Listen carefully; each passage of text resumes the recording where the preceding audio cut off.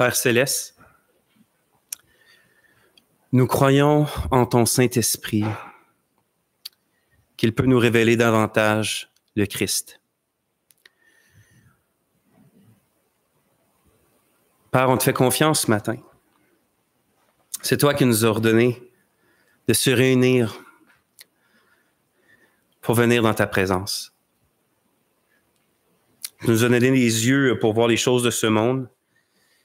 Puis souvent, les choses de ce monde nous détournent des choses pour lesquelles aussi tu nous as donné des yeux spirituels. Alors ce matin, Seigneur, on veut voir l'invisible. On va avoir les yeux fixés sur notre Dieu, sur celui qui règne sur le cercle de la terre, mais sur le cercle de l'univers, qui règne dans le monde visible et invisible. Nous voulons avoir les yeux fixés sur toi, ô Seigneur Jésus, qui suscite la foi et qui l'amène à la perfection.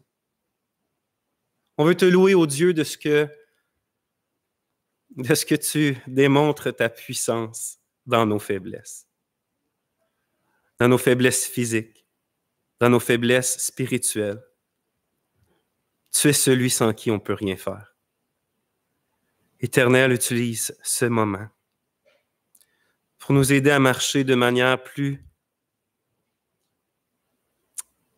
saine dans cette vie, qui correspond mieux à ton cœur et à ta loi, afin qu'on soit davantage rempli d'assurance, de liberté dans le cœur, de joie, qu'on soit des témoignages, oui, que nos vies soient des témoignages pour la gloire de Dieu, des flambeaux dans ce monde de ténèbres, de sorte que là où même ils nous calomnient comme des gens qui font le mal, qu'ils ne puissent pas nier, Seigneur, les bonnes œuvres que tu fais au travers de nous. Et ça, à la gloire de ton nom. Amen. Frères et sœurs, je vous invite à tourner dans le livre de 1 Pierre, encore une fois. Le livre de 1 Pierre au chapitre 2. On continue notre étude de cette merveilleuse lettre que l'Esprit a inspirée à son apôtre.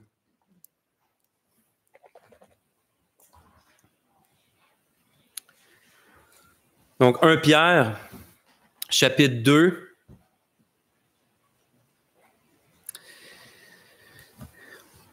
Derrière moi, sont affichés les versets 13 à 15. C'est les versets qu'on va exposer aujourd'hui, mais je vais commencer à lire à partir du verset 11 jusqu'au verset 17. Donc, je commence à lire la parole de Dieu. Bien-aimés, je vous exhorte comme étrangers et gens de passage à vous abstenir des convoitises charnelles qui font la guerre à l'âme. Ayez une conduite honnête parmi les gens des nations, afin que sur les points où ils vous calomnient comme gens qui font le mal, ils glorifient Dieu le jour où il les visitera à cause de vos bonnes œuvres qu'ils observent. Soyez donc soumis à toute autorité instituée parmi les hommes à cause du Seigneur. Soit au roi, comme étant au-dessus de tous, soit au gouverneur, comme envoyé de sa part pour punir ceux qui font le mal et pour louer ceux qui font le bien. Car la volonté de Dieu, c'est qu'en faisant le bien, vous fermiez la bouche à l'ignorance des hommes dépourvus de sens. Comme libres et n'usant pas de la liberté pour voile de la méchanceté, mais comme esclaves de Dieu. Honorez les hommes, honorez tous les hommes, aimez tous les frères, craignez Dieu, honorez le roi. Amen. Au cours de notre exposition de cette première lettre que Pierre écrit aux églises d'Asie mineure, qui sont, du moins s'ils ne sont pas encore, il reste à voir à quelle année exactement Pierre a écrit la lettre. C'est soit un peu avant la grande persécution sous Néron, où les difficultés commençaient, mais ce n'est pas encore au plus féroce de la persécution, ou c'est soit durant la persécution. Reste que les chrétiens à qui Pierre écrit sont dans un état quand même où ils sont persécutés au niveau social, peut-être pas encore mis en prison, peut-être pas encore tués, mais du moins ils ont des difficultés expressément à cause de leur foi en Jésus-Christ. Mais au cours de notre exposition de cette lettre-là, on a eu souvent l'occasion de méditer ensemble cette vérité-là selon laquelle nous qui sommes chrétiens, nous sommes des étrangers et des pèlerins dans ce monde. Hein? Nous sommes des étrangers et des pèlerins. Donc, cette terre-là, dans son état actuel, bien sûr, c'est pas notre chez nous. C'est pas notre maison ici. On a été régénérés, nous, dans l'espérance d'avoir part à un monde meilleur, dans l'espérance d'être dans le prochain monde, sur la prochaine terre, là, ce monde-là où va régner pleinement la justice, la bonté, la joie, l'amour, la vie. C'est le monde dans lequel on espère. C'est le monde qui nous est promis. Et donc, il y en est de chacun de nous comme qu'il y en était du patriarche Abraham. Il est écrit de lui dans Hébreux 11, verset 9, que c'est par la foi qu'il vint s'établir dans la terre promise, comme dans une terre étrangère, habitant sous des tentes, car il attendait la cité qui a de solides fondements, celle dont Dieu est l'architecte et le constructeur. Un peu plus loin, non seulement d'Abraham, mais des autres patriarches, ses fils, il est dit au verset 13, « C'est dans la foi qu'ils sont tous morts, sans avoir obtenu les choses promises, mais ils les ont vus et salués de loin, reconnaissant qu'ils étaient étrangers et voyageurs sur la terre. » Les mêmes mots que dans 1 Pierre, verset 12. « Ceux qui parlent ainsi montrent qu'ils cherchent une patrie. S'ils avaient eu en vue celle d'où ils étaient sortis, ils auraient eu le temps d'y retourner. Mais maintenant, ils en désirent une meilleure, c'est-à-dire une céleste. C'est pourquoi Dieu n'a pas honte d'être appelé leur Dieu, car Dieu leur a préparé une cité. » Amen. Nous aussi, comme eux, nous vivons par la foi, nous établissant sur cette terre-là, mais comme juste dans une tente temporaire, sur cette terre-là, qui Dieu promet de régénérer, de recréer. Il promet de nous faire hériter cette nouvelle terre-là. Donc, comme Abraham en Canaan, il est sur une terre promise qui n'est pas encore à lui, bien, nous aussi, nous sommes sur cette terre comme une terre promise qui n'est pas encore vraiment à nous. Nous aussi, on reconnaît par la foi qu'on y est seulement comme des étrangers, des voyageurs. Nous aussi, nous ne regardons pas en arrière vers ce monde-là duquel on a été sauvés, vers ce monde-là duquel on a été arraché et racheté. On aurait le temps d'y retourner, mais on n'y retourne pas parce que nous aussi, on cherche une meilleure terre, c'est-à-dire une céleste. C'est pourquoi Dieu n'a pas honte d'être appelé notre Dieu parce qu'à nous aussi, il nous prépare une cité. Bien-aimés du Seigneur, il est donc tout à fait normal que vous ne vous sentiez pas à votre place sur cette terre. Ce monde-là, ce n'est pas le vôtre. Ce n'est pas encore le vôtre. Les rois de ce monde-là ne sont pas vos rois. Les royaumes de cette terre-là ne sont pas votre royaume. Les lois de cette terre ne sont pas vos lois. Ces guerres ne sont pas vos guerres. Notre roi à nous, il est dans les cieux assis à la droite de la majesté divine. Notre royaume à nous, il est invisible. Notre loi à nous, elle est inscrite sur nos cœurs. Nos guerres à nous ne sont pas contre la chair et le sang, mais sont contre le mensonge, l'impiété et contre les dominations, les principautés diaboliques dans les lieux célestes. À nos compatriotes, à nous, sont tous les croyants éparpillés en exil sur la surface de la terre. C'est ça notre réalité à nous. Maintenant, s'il est édifiant de se rappeler encore une fois ces vérités-là, de notre privilège d'être la sainte nation de Dieu, ça crée toutefois une tension constante dans notre vie de tous les jours, n'est-ce pas? Je m'explique. Puisque ma loi à moi n'est pas la loi des nations, ma loi à moi, c'est celle de Dieu qui est inscrite sur mon cœur.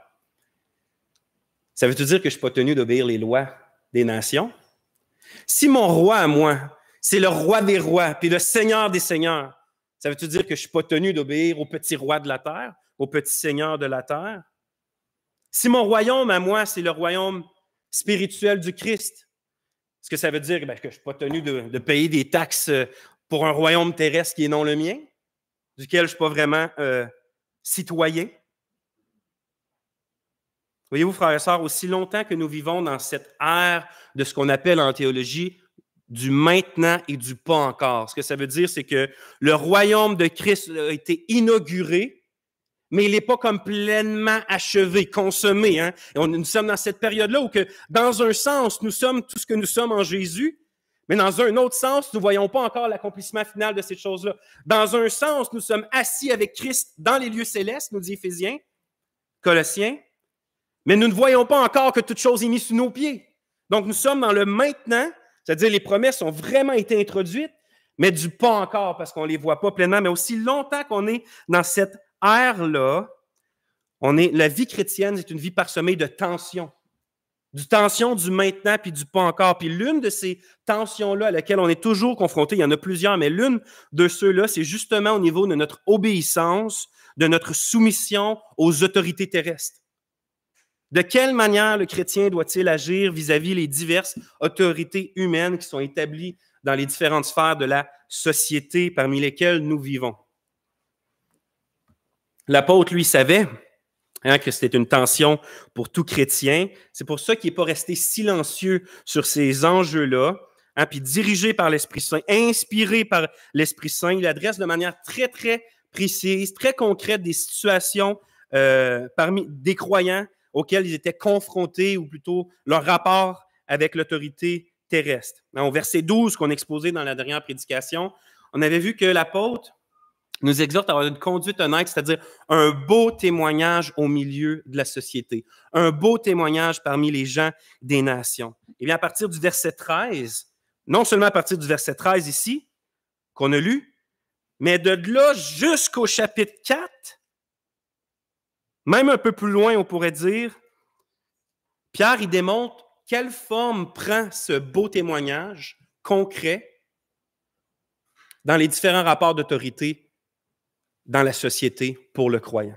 Donc, oui, il faut que vous ayez un beau témoignage, mais voici c'est quoi un beau témoignage par rapport à l'État, par rapport au roi puis au gouverneur. Voici c'est quoi un beau témoignage par rapport à vos maîtres. Voici c'est quoi un beau témoignage par rapport à vos maris. Voici c'est quoi un beau témoignage par rapport à vos pasteurs. Et donc, il va commencer à décrire ces différents rapports-là d'autorité dans la société, parce que vous savez, c'est facile d'avoir un beau témoignage quand toutes les circonstances vont en accord avec nos préférences personnelles. C'est facile d'avoir un beau témoignage quand tout va dans notre sens, qu'il n'y a pas vraiment de contraintes ou d'exigences qu'on n'aime pas. Tu sais, je me souviendrai toujours les premières années de ma vie chrétienne, dans les premières années de mon mariage, puis que Dieu me pardonne, mais je parle sincèrement. Hein. Je croyais être l'un des meilleurs époux de la planète. Toujours patient, toujours doux, toujours plein d'égards, toujours disposé, jusqu'au moment où les enfants ont commencé à arriver.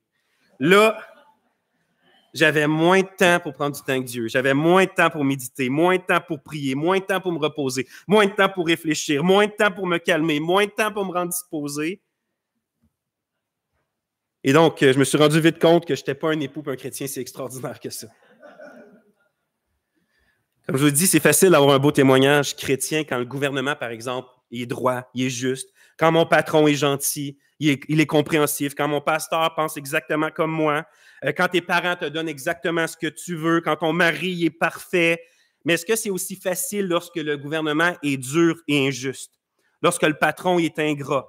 Lorsque ton pasteur agit différemment de ce que toi t'aimerais pour ton Église, lorsque tes parents te privent de ce que tu désires, lorsque ton mari est égoïste et impatient.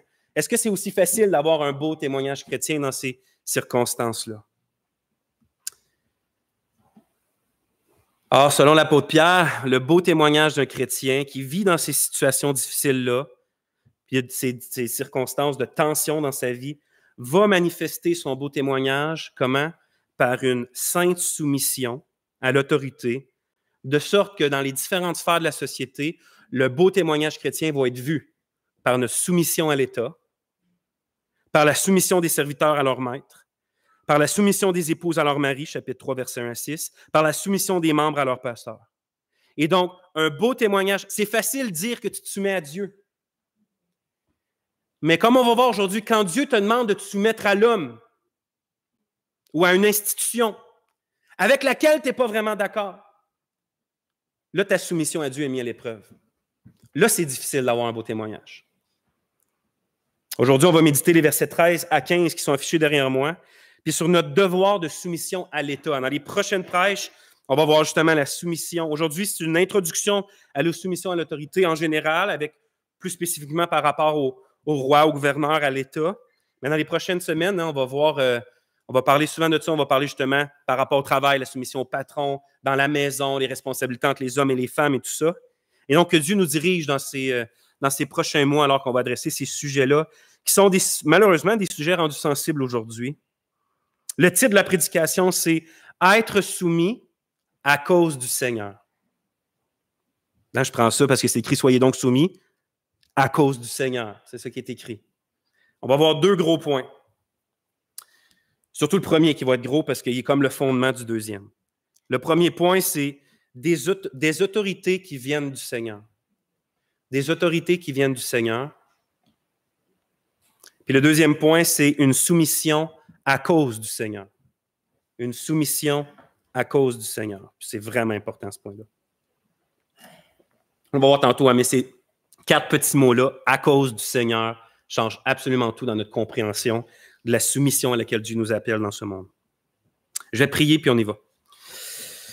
Ô notre Dieu, tu sais, toi, de quoi nous avons besoin. Tu sais où dans nos cœurs il y a des angles morts par rapport à ta vérité. Tu sais où nous péchons. Tu sais où nous avons besoin de ta grâce. Alors on se soumet à toi ce matin, que tu nous enseignes toi-même au Saint-Esprit, que tu nous révèles la beauté, la grâce que c'est de se soumettre aux autorités que tu as instituées, non pas comme se soumettre à l'homme, mais se soumettre à Dieu, puis d'espérer en toi comme tes saints l'ont fait au travers de l'histoire, pour que tu sois glorifié, puis que nous, on soit assurés d'être toujours dans ta volonté. Amen. Premier point, des autorités qui viennent du Seigneur.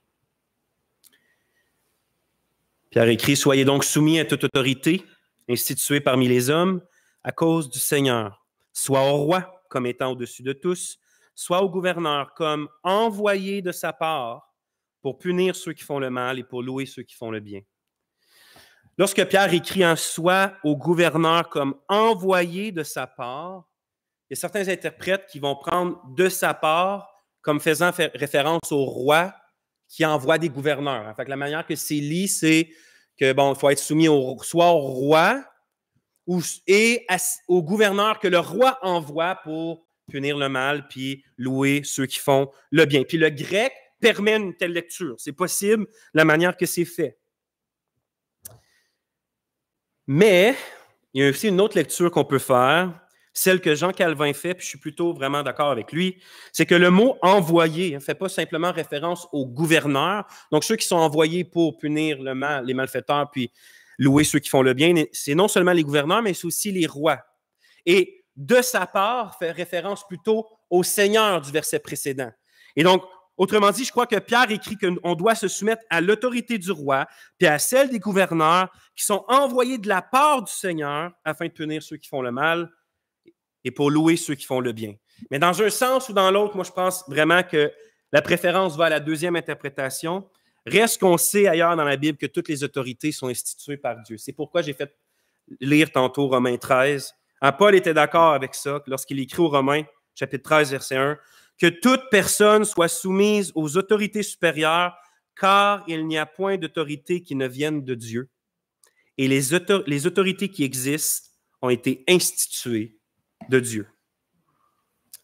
C'est important qu'on se rappelle de ça, que les diverses autorités qui sont établies dans la société humaine ne sont pas une construction hasardeuse d'un métabolisme et d'un organisme qui se développe dans l'évolution et qui décide un jour, pour le bien commun, de s'établir des autorités. C'est ce que la plupart des athées croient aujourd'hui. C'est une conception de l'évolution, la hiérarchie. Au contraire, on apprend que la hiérarchie, l'autorité, vient de la volonté du Seigneur, du Créateur. Puis si on ne comprend pas ça, si on n'est pas absolument persuadé de ça, si on ne reçoit pas cette réalité-là, cette vérité-là par la foi, puis qu'on n'y prend pas plaisir, mes frères et sœurs, ça va être absolument impossible pour nous de mettre en pratique l'exigence du verset 13, qui est d'être soumis à toute autorité. Si on ne reçoit pas, puis on ne comprend pas qu'ils viennent d'abord de Dieu, on ne va être pas capable de s'y soumettre réellement par la foi. Que ce soit en raison de la rébellion naturelle de la nature pécheresse, ou que ce soit parce que trop souvent dans l'histoire de l'humanité, il y a des abus d'autorité, l'humain a tendance à considérer avec suspicion, voire carrément avec du mépris, toute forme d'autorité qui se retrouve dans la société. Pourtant, prenez une société quelconque, on va prendre toutes les formes de société, des plus petites aux plus grandes, que ce soit la famille, que ce soit une ville, une province, un pays, que ce soit l'Église. Mais toute société ne peut tout simplement pas fonctionner s'il n'y a pas une hiérarchie établie, une saine hiérarchie, un ordre hiérarchique établi. Vous savez, Dieu, c'est un Dieu d'ordre. Puis parce que c'est un Dieu d'ordre, il a établi des rapports sociétaux hiérarchiques dans le monde. C'est ce que Romains 13, 2 dit quand c'est écrit que celui qui s'oppose à l'autorité résiste à quoi? À l'ordre que Dieu a établi. Et donc, les rapports d'autorité-soumission, c'est un ordre que Dieu a établi dans les sociétés. Nous, les chrétiens, on devrait être les premiers à reconnaître la valeur d'une saine hiérarchie, c'est-à-dire d'une structure sociale fondée sur un rapport sain entre direction et subordination.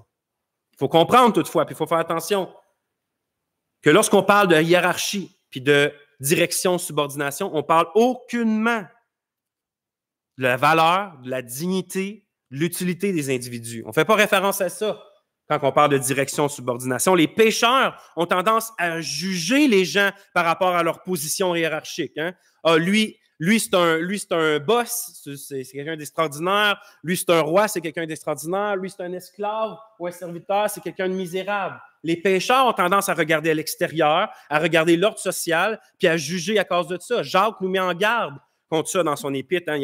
Il semblait avoir une tendance dans l'Église locale à laquelle Jacques écrit que juste parce que quelqu'un d'un haut rang dans la société venait, quelqu'un de riche même, mais ils avaient tendance à laisser les meilleures places en avant pour ces gens-là. Ça, c'est de faire une distinction de valeur ou d'importance par rapport à la structure sociale. Alors, Dieu, lui, n'agit pas comme ça. En fait, il n'agit jamais ainsi. Saül était le roi d'Israël, puis David, c'était un jeune petit berger de Juda, de Bethléem, de Juda, en tout cas, de Juda à Bethléem. Pourtant, c'est David qui avait l'affection du Seigneur. Lui qui était au bas de la société, les bergers, c'est lui que le Seigneur avait son affection dessus. Tandis que Saül a été rejeté, même s'il était au haut de la société. Et donc, si Dieu place certains pour diriger, puis si Dieu place d'autres personnes pour être dirigées, c'est pas parce qu'il y a plus de valeur dans un puis moins dans l'autre. Ça n'a aucunement rapport avec ça. C'est simplement afin d'établir un ordre nécessaire. L'Écriture révèle donc que le Créateur, c'est lui qui a institué des structures hiérarchiques comme fondement à l'ordre social. Évidemment, c'est Dieu le roi suprême de toute la création et sa loi est la vérité absolue et le juge absolu en toutes choses. Mais dès la création, dès Genèse, on voit qu'il y a un ordre naturel qui a été établi de Dieu et ça, absolument tous les niveaux sociaux. Par exemple, Adam et Ève et toute l'humanité en eux étaient les vice-rois et les vice-reines de la terre. C'est écrit en Genèse 1, 28. Dieu leur dit, soyez féconds, multipliez, remplissez la terre et assujettissez-la et dominez sur les poissons de la mer, sur les oiseaux du ciel et sur tout animal qui se meut sur la terre. La création était mise sous Adam et Ève.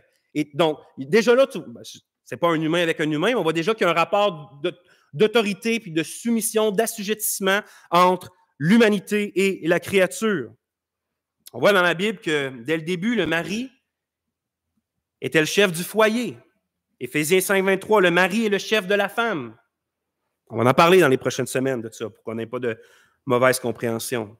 Éphésiens 6, 1, on voit que les parents ont autorité sur les enfants. Enfants, Éphésiens 6, 1, obéissez à vos parents. Il y a un rapport d'autorité, subordination. Les serviteurs doivent être soumis à leur maître. Là, on n'a pas lu jusque-là, mais au verset 18, hein, c'est écrit « Vous, domestiques, soyez soumis en toute crainte à vos maîtres. » Donc, encore un rapport d'autorité, subordination. On l'a lu tantôt, le roi, l'État a autorité en quelque sorte sur les citoyens. Soyez donc soumis à toute autorité instituée parmi les hommes. Et même les membres d'une Église, dans un sens, sont soumis à leur pasteur. Hébreux 13, 17. Obéissez à vos conducteurs et ayez pour eux de la déférence. Tous ces exemples-là démontrent clairement que l'ordre social entre un rapport d'autorité et subordination a toujours fait partie du bon et du sage plan de notre Créateur. Comme Daniel s'exclame en Daniel 2, 20, 21, « Béni soit le... » Regardez comment il en parle positivement. « Béni soit le nom de Dieu d'éternité en éternité. À lui appartiennent la sagesse et la force. C'est lui qui change les temps et les circonstances, qui renverse et qui établit les rois. » Qui établit les rois? C'est l'Éternel des armées qui vit depuis toujours et pour toujours. C'est l'Éternel qui établit les rois, puis c'est pour des passages comme ça, à la lumière de ça, que l'apôtre Paul peut parler sans équivoque quand il n'y a aucune autorité qui ne vienne de Dieu. Et les autorités qui existent ont été instituée de Dieu. C'est pourquoi celui qui s'oppose à l'autorité résiste à l'ordre que Dieu a établi. Romains 13, 1 et 2, encore une fois. Ainsi, que l'homme soit le chef du foyer, que les parents aient autorité sur les enfants, puis le fait qu'il y a toujours une forme de hiérarchie quelconque à tous les niveaux de la société pour que ça marche bien, ce n'est pas une conséquence de la chute et du péché. Comme de plus en plus de professants de l'Évangile vont dire de nos jours, hein, que tous les rapports d'autorité-subordination, ça vient de la chute. C'est juste à cause de Genèse 3. Ce n'était pas avant Genèse 3. Cet ordre-là, c'est un ordre qui est pas bonne, selon eux. Au contraire, hein, cet ordre-là est voulu de Dieu, et est voulu de Dieu pour le bien commun, est voulu de Dieu pour l'ordre social. Les diverses autorités humaines ont été établies de Dieu comme une manifestation de sa grâce commune, c'est-à-dire de son amour et de sa miséricorde envers toute la création, indépendamment de si c'est son peuple ou non. Dieu a institué ces rapports-là dans la société pour le bonheur et le bien-être de l'homme. Parce que si on se pose la question, s'il n'y avait aucun ordre, à quoi ressemblerait l'humanité? Ainsi, au lieu d'avoir une hiérarchie, la société était établie selon le principe politique de l'anarchie. Là, je ne parle pas des fois, on parle péjorativement de ceux qui sont « Ah, t'es en train de faire l'anarchie ». Non, il y a vraiment une position politique qui s'appelle l'anarchie. Puis, ça vient du grec « anarchia », qui signifie simplement absence de commandement, absence de pouvoir, d'autorité. C'est une vision de la politique qui fait qu'il n'y a vraiment aucun rapport de pouvoir et d'autorité dans une société. Mais ce serait quoi le résultat si ce serait ça, notre société? Ce serait le chaos. C'est pas pour rien qu'il n'y a jamais une société qui a réellement réussi à mettre cette position-là politique en œuvre. On a des exemples tristes dans la Bible. Le livre des Juges, par exemple. Le livre des Juges, qui est juste avant le livre des Rois. Le peuple est entré sur la terre promise, mais il n'y a pas encore... Il y a des juges ici puis là, c'est-à-dire des gens qui font l'office comme pour aider le peuple, sauver le peuple, tout ça. Mais il n'y a pas de structure encore, il n'y a pas de hiérarchie vraiment. Ben, c'est une théocratie, et tu as Dieu qui dirige, mais le peuple, aussi longtemps qu'il ne se soumet pas bien à Dieu.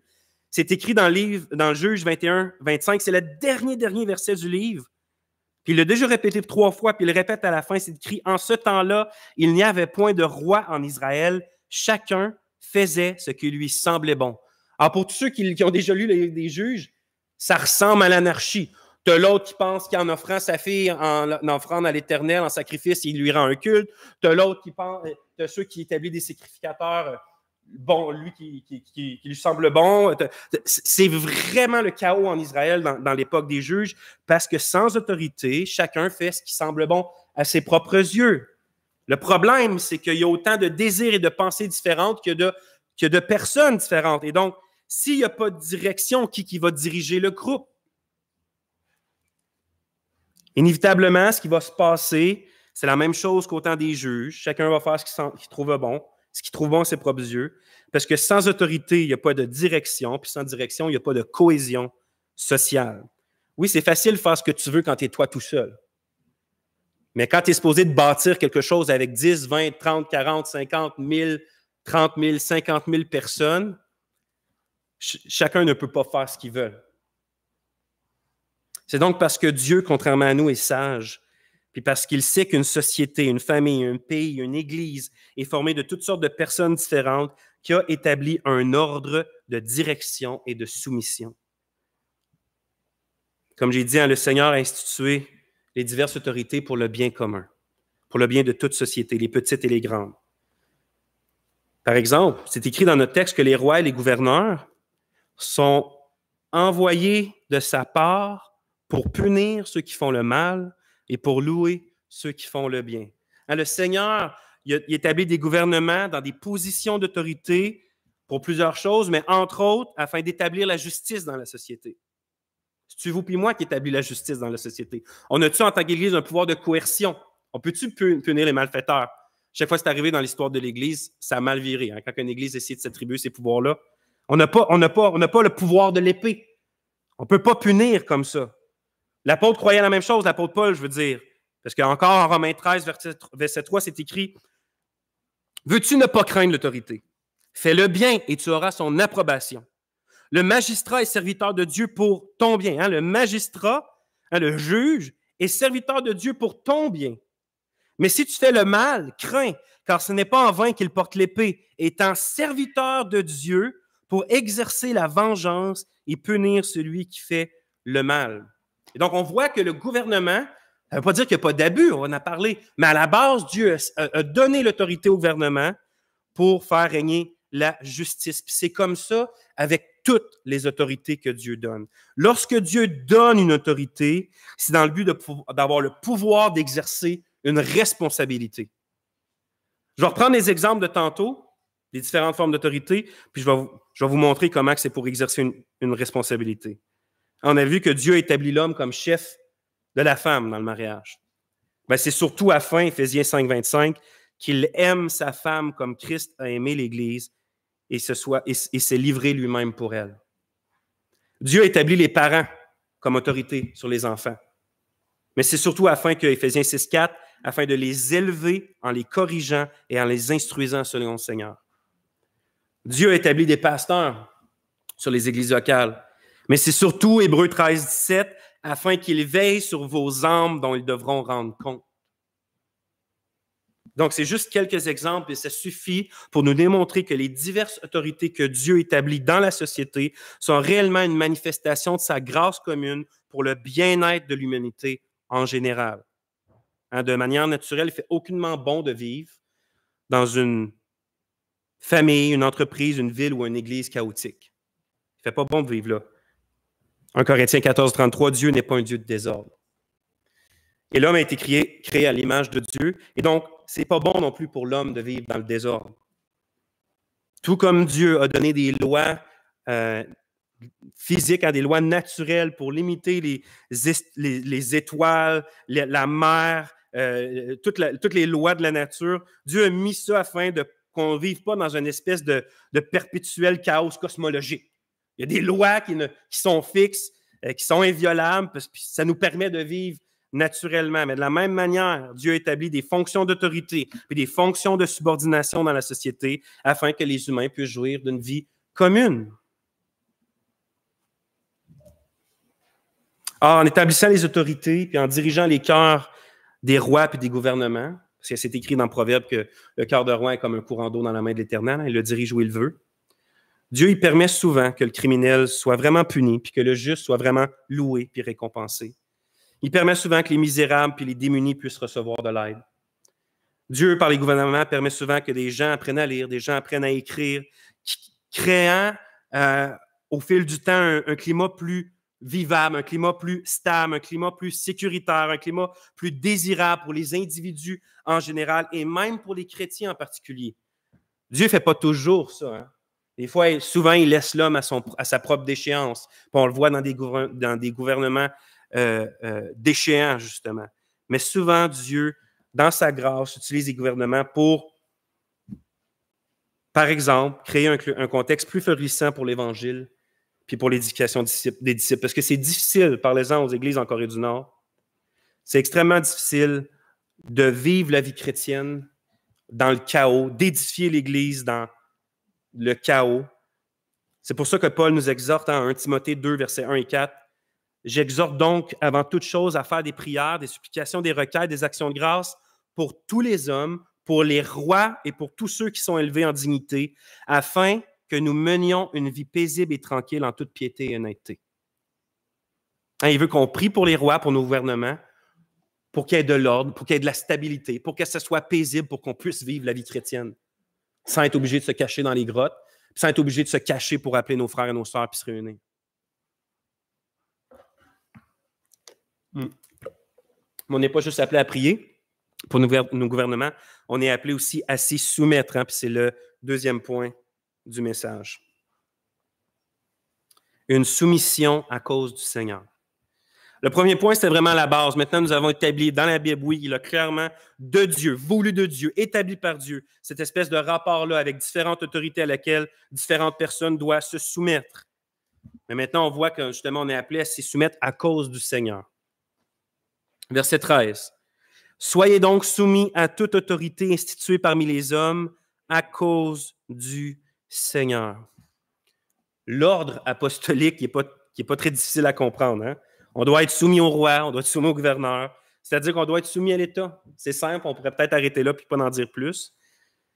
Ben, de nos jours, il y a beaucoup d'oreilles sensibles qui tentent de minimiser l'ampleur du mot qui est traduit par soumis ici, dans différents contextes de différents professeurs d'Évangile qui vont dire que, dans le fond, ça ne veut pas vraiment dire obéir, ça veut plutôt dire avoir du respect.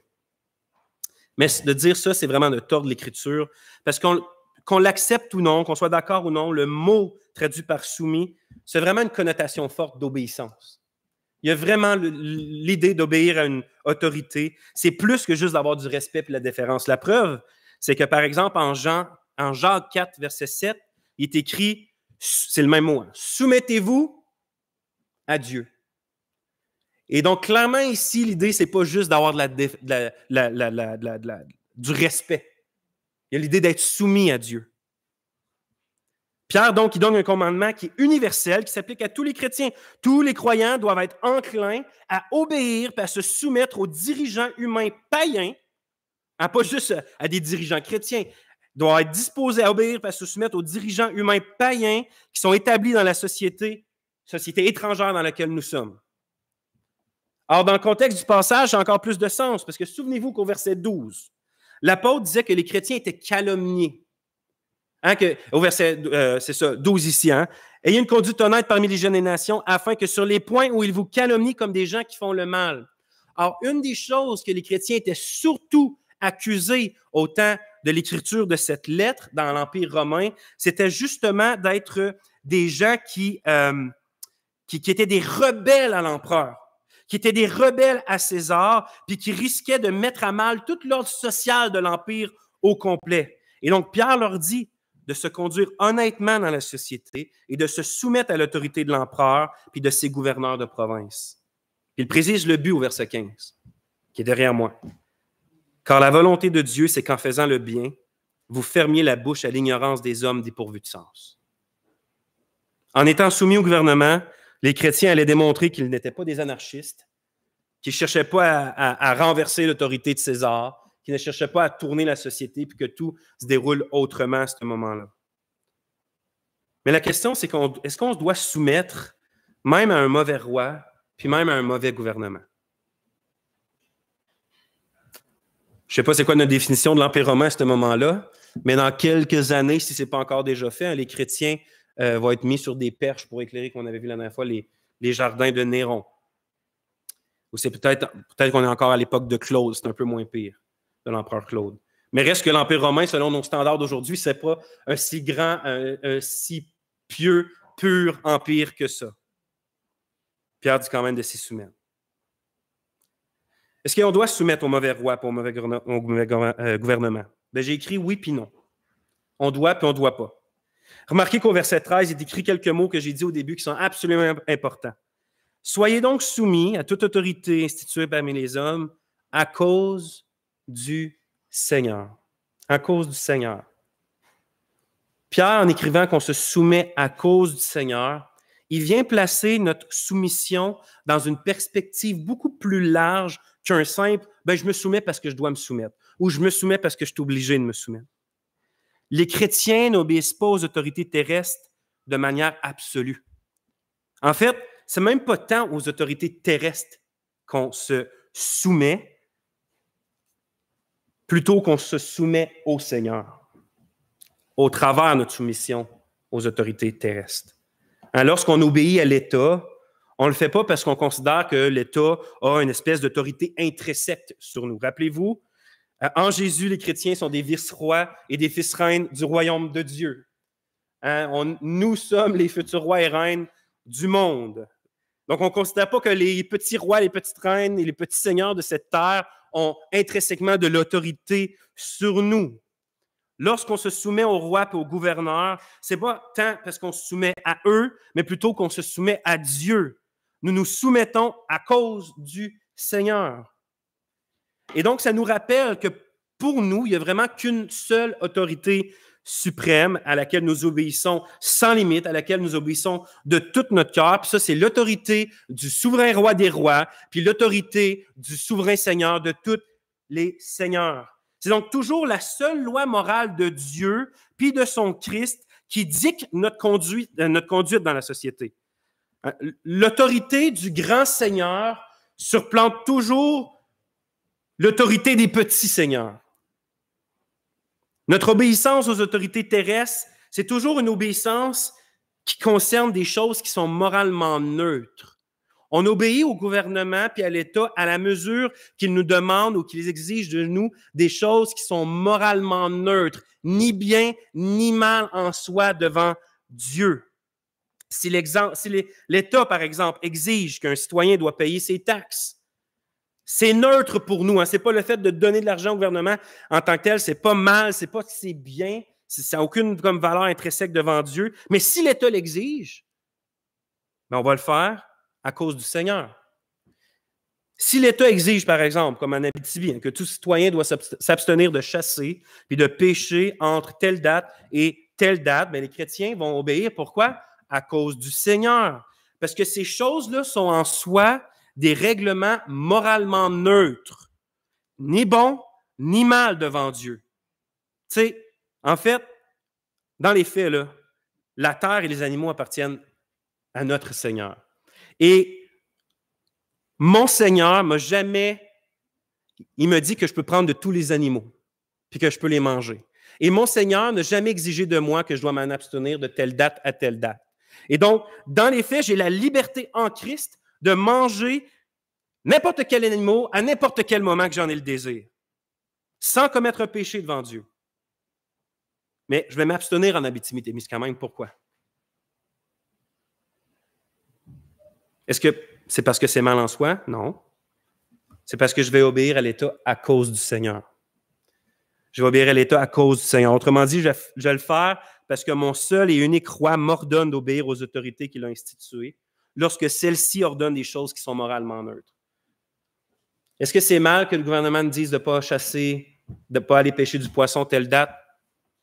Peut-être que je peux considérer ça mal si j'aime pêcher, mais ce n'est pas mal en soi. Et donc, je peux m'en abstenir. Je peux piler sur ma liberté en Christ pour obéir à un commandement du Seigneur qui est d'obéir aux autorités sociales dans lesquelles je suis établi, qui sont établies. La soumission du chrétien au gouvernement est donc toujours soumise à la soumission immédiate au Seigneur. Notre soumission à l'autorité terrestre est toujours soumise à notre soumission directe au Seigneur. Au premier siècle, l'empereur César exigeait aux chrétiens de confesser que César est kurios, c'est-à-dire César est Seigneur, c'est-à-dire la plus haute, un demi-dieu, une divinité même. Les chrétiens n'ont pas obéi à ça. Pourquoi? Parce que l'unique kurios, c'est le Seigneur Jésus. Et donc, ils n'allaient pas confesser quelqu'un d'autre comme ça. Cependant, les chrétiens du premier siècle obéissaient aux lois législatives, puis aux lois sociales. Les chrétiens là-dessus obéissaient à César. Pourquoi? À cause du kurios Jésus. Donc, ils ne confessaient pas César comme Seigneur à cause du Seigneur Jésus, mais ils obéissaient aux lois législatives à cause du Seigneur Jésus. Est-ce que vous voyez peut-être que je vous mêle? Ce que j'essaie de vous démontrer, c'est que le Seigneur Jésus a toujours la primauté dans notre soumission au gouvernement ou dans notre désobéissance. On ne va pas désobéir moralement au Seigneur pour obéir à quelque chose qui est moralement mal que le gouvernement nous demande. Mais on peut obéir à des choses qui sont moralement neutres parce qu'on obéit moralement au Seigneur qui nous l'exige. Pour le chrétien, chaque fois qu'un gouvernement exige ce qui est en conflit avec les impératifs de la conscience éclairée par le Saint-Esprit puis par la parole de Dieu, le chrétien doit tout simplement obéir la parole et subir les conséquences qui viennent avec. Et donc, je repose ma question à savoir si le chrétien doit obéir à un mauvais roi puis à un mauvais gouvernement. Est-ce qu'il doit être soumis même à ces occasions-là? Tantôt, j'ai dit oui et non. Quand je dis oui, c'est que par rapport, encore une fois, aux questions qui ne sont pas d'ordre moral, le chrétien doit être soumis. Si l'État utilise des taxes pour faire des choses qui sont insensées, ce n'est pas une bonne organisation, on pense qu'il ne fait pas bien. Pour nous, le fait de payer des taxes, c'est moralement neutre. Mais le Seigneur Jésus a même dit à Pierre de payer les impôts pour lui, le roi des rois, et pour Pierre, à un gouvernement qui allait le crucifier dans pas long. La mauvaise gestion du gouvernement ne nous dispense donc pas de lui obéir sur les questions qui nous conduisent pas à pécher. Lui, il peut pécher avec l'argent que nous lui donnons, mais ça, c'est à Dieu qui va rendre des comptes. Nous, le Seigneur nous demande d'obéir aux commandements du gouvernement, aux exigences du gouvernement lorsqu'il nous demande des choses neutres. Payer nos taxes, c'est quelque chose de neutre, on doit le faire. À l'inverse, il arrive souvent que ceux à qui Dieu donne de l'autorité en abusent pour faire quelque chose de vraiment mal. Ainsi, si les exigences du gouvernement sont mal au niveau moral, on doit absolument nous garder de s'y soumettre. La Bible est remplie d'exemples, une après l'autre, de justes, de saints qui ont désobéi à l'autorité en place parce que l'autorité en place leur demandait des choses qui allaient contre la conscience, contre Dieu, contre la loi de Dieu. On peut penser à ces fameuses sages femmes hébreux qui ont protégé les bébés mâles pour pas qu'ils soient mis à mort. On peut penser aux parents de Moïse qui, eux aussi, ont désobéi à l'ordre du roi pour le cacher. On peut penser à Shadrach, à Meshach, puis à Abednego qui ont tous désobéi à l'ordonnance de rendre gloire à la statue de Nebuchadnezzar. On peut penser à Daniel qui a désobéi à l'injonction d'arrêter de prier l'Éternel. On peut penser à Pierre, à Jean, aux autres apôtres qui n'ont jamais refusé ou arrêté d'annoncer puis de prêcher le nom de Jésus alors qu'on leur a été formellement interdit par les autorités en place. À la motivation du chrétien est donc toujours la primauté de Christ, son sauveur et son vrai maître. On obéit à cause du Seigneur, puis on désobéit à cause du Seigneur. C'est pour ça que la véritable soumission, puis que la véritable désobéissance civile, je veux dire, celle qui vient du cœur, que l'esprit est régénéré, bien, que ce soit l'obéissance ou la désobéissance, ça ne peut venir que de la foi. Ça peut venir que d'un chrétien qui exerce la foi. Parce que le croyant, quand il se soumet, il ne se soumet pas à l'homme visible. Il se soumet au Dieu invisible. Puis lorsque le croyant se soumet, il ne le fait pas en vue des biens terrestres, mais il le fait en vue des biens célestes qu'il ne voit pas encore. Il pense à celui qui rémunère tous ceux qui le recherchent. C'est par la foi qu'on doit payer nos taxes, en faisant confiance que Dieu contrôle tout. C'est par la foi qu'on doit endurer avec joie des patrons qui sont difficiles, sachant que Dieu va remplir nos cœurs de sa propre joie. C'est aussi par la foi qu'on va désobéir aux édits immoraux de nos gouvernements, désirant davantage marcher dans la vérité, puis dans le marcher avec Dieu, que de préserver même nos vies ou notre bien-être au niveau de la société. Donc, c'est par la foi qu'on fait toutes ces choses-là. Je crois donc que notre attitude générale envers le gouvernement, en général, c'est l'obéissance. Mais ça ne veut pas dire qu'on doit être muet, qu'on doit être inactif par rapport aux abus ou par rapport aux injustices dans notre société. À la soumission, ça ne veut pas dire de ne pas œuvrer et de ne pas parler pour chercher à améliorer des mauvaises conditions au travers de la société. Je lis un livre dernièrement, un classique québécois de Pierre Vallière. Puis c'est un communiste dans les années au 20e siècle au Québec. Puis je ne pourrais pas être plus en désaccord avec sa pensée et tout ça, mais je ne peux pas m'empêcher d'être sympathique lorsqu'il critique le catholicisme québécois à son époque qui prêchait comme une vertu absolue la soumission à des conditions désastreuses de la classe ouvrière des Canadiens français. C'est que lui, lorsqu'il voyait la condition absolument misérable de la classe ouvrière, puis qu'il voyait l'Église catholique dire « Vous devez vous soumettre, mais au point de jamais chercher à améliorer vos conditions », il ne pouvait pas voir que c'est bien. Et donc, je suis un peu sympathique à cette critique-là, parce que je trouve que trop souvent, notre appel à la soumission, on l'interprète comme un appel à l'inactivité ou un appel à jamais essayer de travailler pour améliorer la justice dans nos sociétés ou dans la culture dans laquelle nous sommes. Alors, comprenons que d'avoir une attitude de soumission, ça ne veut pas dire de rien faire contre ces injustices-là ou contre les immoralités. Jean-Baptiste dénonçait au prix de sa tête que ce que le gouverneur Hérode faisait, il n'avait pas le droit de le faire. Les chrétiens ne sont pas appelés à fermer les yeux sur les dérives totalitaires de nos gouvernements parfois ou les dérives immorales de nos sociétés. Donc, on doit dénoncer la justice en tant que chrétien. On est appelé à appeler nos gouvernements à la repentance lorsque c'est lieu. Il faut œuvrer selon notre capacité à changer des conditions désastreuses des plus démunis. Dieu dit donner une voix à ceux qui ne peuvent pas parler.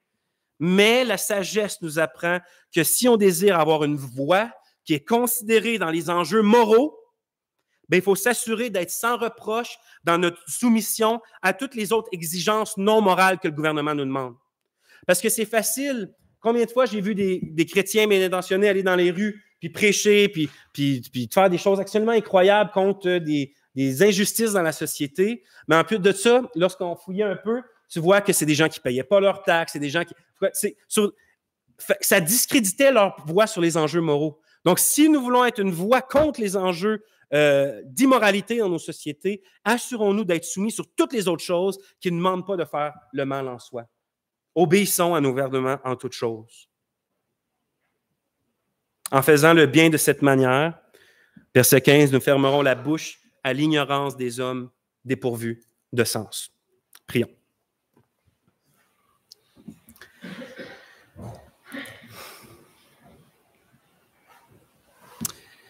Seigneur notre Dieu, on veut te demander, encore une fois, de nous aider à être des lumières dans ce monde. C'est si dur pour nous d'être dans l'équilibre. Souvent, on fait des bonnes choses en les faisant mal. Des fois, on a des bonnes intentions, mais on fait le mal. Que toi, notre Seigneur, toi qui tenais la vie de tout empereur romain dans tes mains, que toi, tu as accepté de payer tes impôts. Quelle attitude envers le gouvernement on devrait avoir nous aussi. Aide-nous, Seigneur, à être des gens soumis qui reflètent le Christ. Aide-nous à avoir cette attitude-là tellement équilibrée dans notre Seigneur Jésus qui pouvait fouetter des gens hors du temple, puis qui en même temps, lorsqu'il était traité injustement, n'ouvrait pas la bouche. On a besoin de ton équilibre, ô Dieu. On te demande de préserver cette Église, de tomber dans des excès quelconques, mais aussi, Seigneur, de nous préserver d'être des gens qui ne parlent pas, qui ne bougent pas. En fait, Seigneur, transforme-nous selon ta volonté, chacun d'entre nous, pour la gloire de ton nom. Amen.